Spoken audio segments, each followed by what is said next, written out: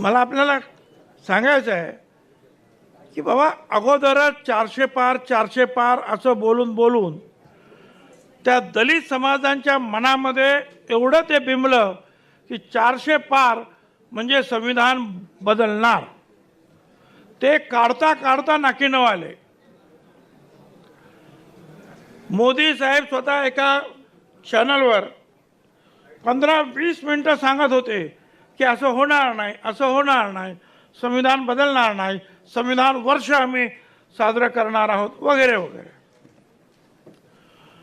परंतु डोक्यामध्ये ही गोष्ट जेवढी खोलवर गेली होती त्याचा परिणाम जो आहे हा आपल्याला राज्यातील या मागच्या निवडणुकीमध्ये लक्षात आला असेल.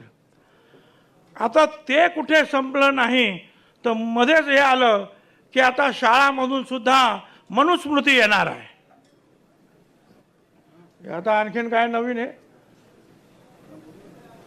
मनुस्मृती आणि त्याच्यानंतर मनाचे श्लोक पाठ करायचे.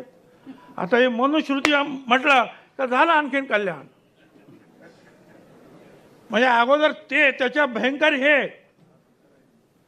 कारण आम्ही तर जे आहे चातुर्वर्ण्य आम्हाला मान्य नाही म्हणून आम्ही मनुस्मृती जाळलेली आहे. आणि मग अशा परिस्थितीमध्ये हे मधीच काहीतरी कोण काढताय आणि परत त्याच्यावर चर्चा सुरू होते. हे थांबवलं पाहिजे ना. गोष्ट लहान वाटत असेल पण या लहान गोष्टीतूनच ज्या आहेत मोठा भडका उडतोय आणि तो कुणालाही मान्य होणार नाही. मनुस्मृती वगैरे जे काय आहे ते चाललेलं. अरे आहेत ना तुम्हाला खूप संत आहेत, घ्या ना त्यांचे अभंग. या संत तुकारामाचे जे का रंजले गांजले त्यासी म्हणे जो आपुले, तोची साधू ओळखावा देव ते तेशी जाणार. घ्या ते.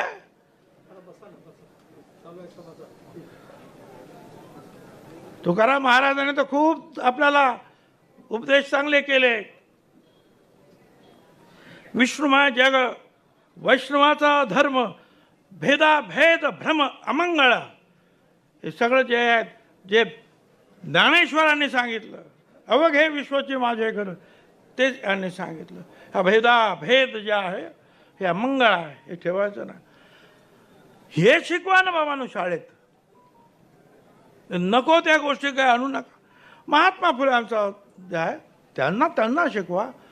धर्मराज्य भेद मानवा नसावे, सत्याने वर्तावे ईशासाठी. धर्म भेद राज्य हे मानवांमध्ये नसावे, सगळ्यांना समतेची वागणूक दिली पाहिजे. अण्णाभाऊ साठे म्हणाले होते, पृथ्वी शेषनागाच्या फण्यावर नाही, ती त्या श्रमिकांच्या खांद्यावर उभी आहे. अरे शिकवा ना ते. हे शिकवायला काय होतं? संत सावता महाराज म्हणाले, कांदा मुळा भाजी अवघी विठाबाई माझी. श्रम जे आहे ते श्रम करतो आम्ही, त्याच्यामध्येच परमेश्वर आहे, विठाई आहे. हे तर काय कोण मध्येच काय काढतं आणि काय नाहीत. आणि मग अडचणीला हे सगळं जे फिरतं असं फिरतं सगळीकडे कानोकानी होतं. आणि मग त्याचा जो आहे हा त्रास हा निवडणुकीला जो आहे आपण गेलो की ताबडतोब लोक विचारायला लागतात. म्हणून आपण आमचे मंत्री कोण मला वाटतं ते केसरकर मंत्री आहे, केसरकर असतील ना मंत्री, मला वाटतं ते ओबीसी आहे. त्यांच्या निवडणुकीचा 2-4 वेळा गेलो. त्यांच्या डोक्यातून काय आलं काय समजत नाही. जरा बघा त्यांनी तिथेच दाबायला पाहिजे. हे भानगड नको इथे.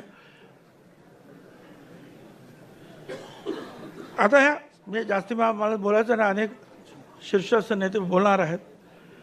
मला आपल्याला एक सांगायचं आहे, दादा आपल्याकडे विकास खूप जोरात सुरू आहे, चांगली गोष्ट आहे. विकास पाहिजे आहे. डेव्हलपमेंट म्हटल्यानंतर जरा वजन प्राप्त होते शब्दाला आणि कामाला सुद्धा. डेव्हलपमेंट जोरात आहे. लाखो कोटी रुपये आपण खर्च करतो, ते करायलाच पाहिजे. त्याशिवाय जे आहे आपल्या राज्याचं पाऊल पुढे पडणार नाही. परंतु एक आहे, काही गोष्टी ज्या ना अगदी सर्वसामान्य माणसांपर्यंत जातात. आणि अनेक वेळा तुम्हाला आम्ही सांगितलेलं आहे, म्हणजे लोकांनी सुद्धा. शिवभोजन ही गोष्ट आहे. आता लोकांना असं वाटेल की काय परत शिवभोजन.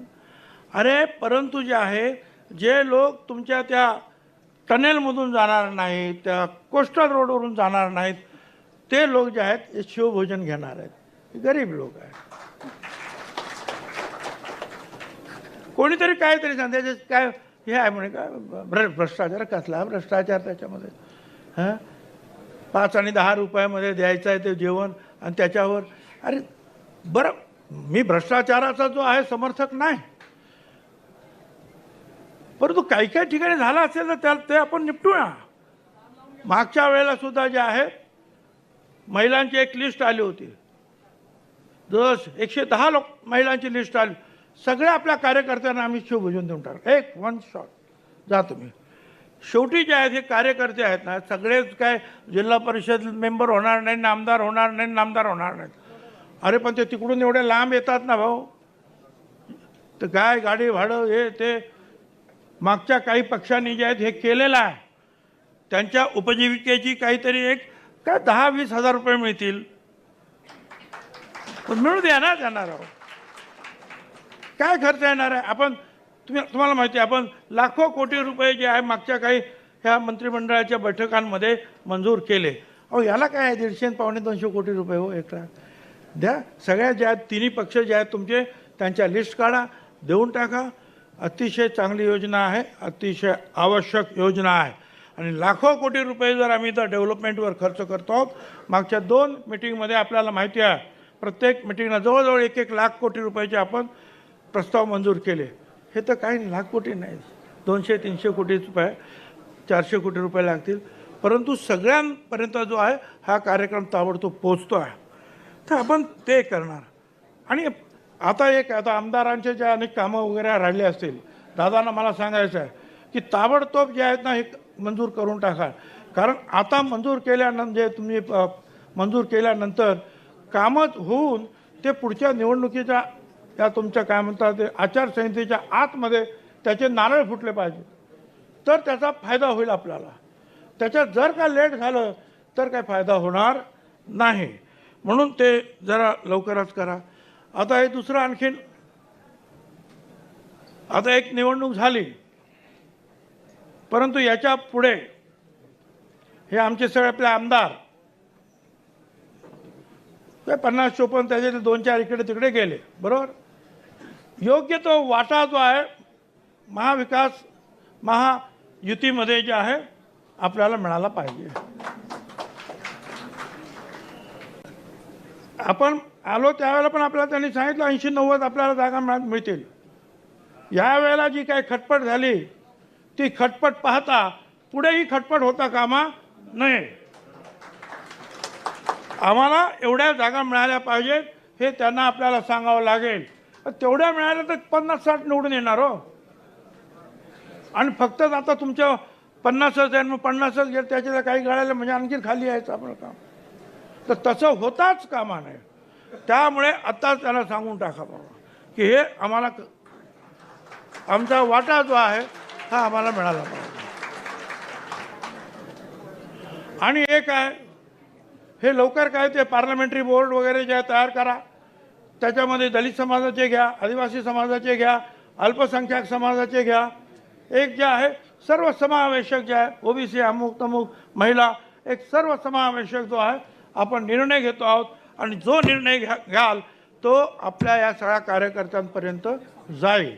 नाही तर फक्त वर्तमानपत्र उलट सुलट उलट सुलट सुलट उलट हेच फक्त काय ऐकायला मिळते, तर ते आपल्याला करता कामा नये. मी